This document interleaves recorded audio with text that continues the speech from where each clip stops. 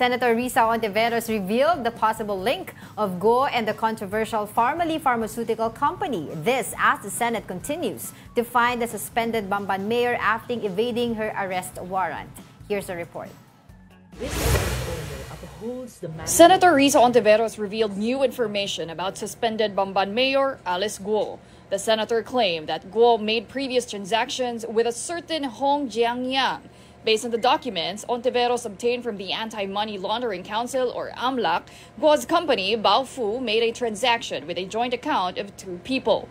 One of them is Hong Jiangyang. He is also an incorporator of the Full Wind group of companies.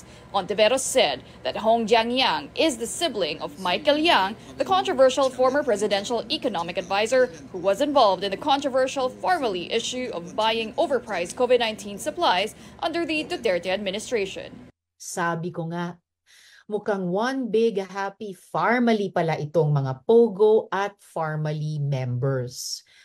Baka nga itong Pharmally pala ang farm na kinalakihan ni Alice Guo.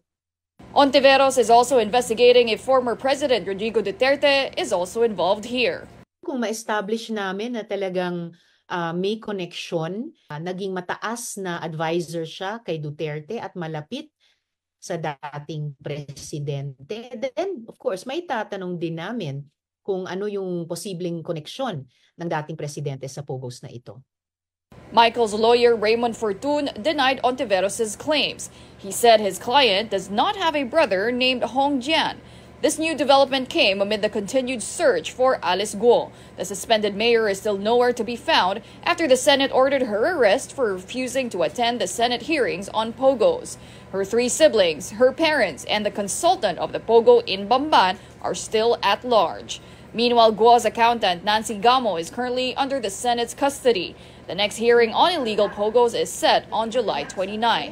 If Guo still refuses to appear in the next hearing, Senator Cheese Escudero said they will seek help from the National Bureau of Investigation. This is not a penalty. This is not a punishment for the commission of any crime. Itong pagdetena sa kanya ay para tiyakin lamang na siya'y mag-a-attend ng pagdinig ng Senado. Oh, di ba nag-post nga siya sa Facebook, so sinabi nga ni Senator Risa Hontiveros, kung nakapag-Facebook ka, umattend ka ng Senate hearing. Oo. I was checking her Facebook account, wala na, deleted na yung mismong post na yun. Na madaming emoticons. Oo.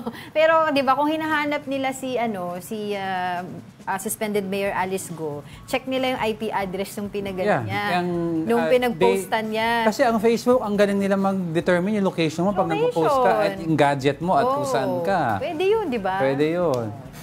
Ano ba naman to? Finding Kibuloy? Finding Go? Go Kibuloy. Oh, di ba? Go Kibuloy, di ba? Finding Go and Kibuloy. Ay, nako. So, imbis na isa lang hinahanap natin, dalawa na ang hinahanap natin. So, may dalawa pa.